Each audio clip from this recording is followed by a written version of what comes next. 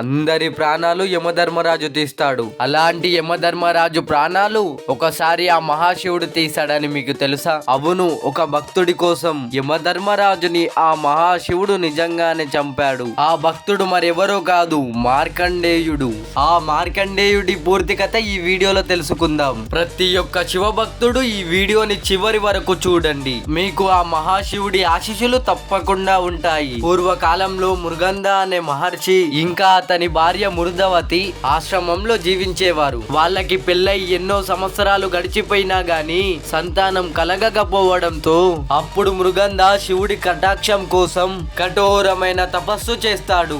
ఆ కఠోరమైన తపస్సు మెచ్చిన మహాశివుడు ప్రత్యక్షమై మృగంధ ఏం వరం కావాలో కోరుకో అని అడుగుతాడు. అప్పుడు మృగంధుడు, స్వామి, పిల్లలు లేని నాకు ఒక పిల్లవాడిని ప్రసాదించు అని కోరుకుంటాడు. సరే ఇస్తాను, కానీ ఇక్కడ ఒక షరతు ఉంది. అది ఏంటంటే మంచివాడు, తెలివైన వాడు, బ్రాహ్మణుడు మరియు పరమ భక్తుడు అయినా 16 ఏళ్లు మాత్రమే జీవించే మంచి పిల్లవాడు కావాలా, లేదా తప్పు పనులు చేసే దుష్టబుద్ధి గల 100 ఏళ్లు బ్రతికే కుమారుడు కావాలా అని మహాశివుడు అడుగుతాడు.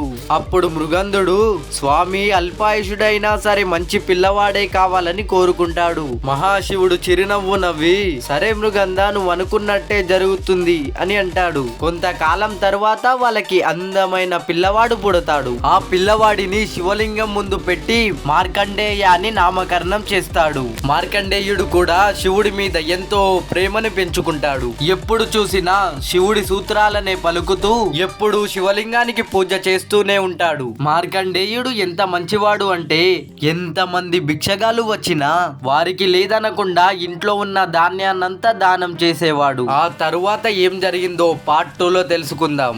కామెంట్ లో పార్ట్ 2 అని ఖచ్చితంగా పెట్టండి. ఈ వీడియోని ఖచ్చితంగా లైక్ చేయండి. ఆ మహాశివుని ఆశీస్సులు మీతో ఎప్పటికీ ఉంటాయి.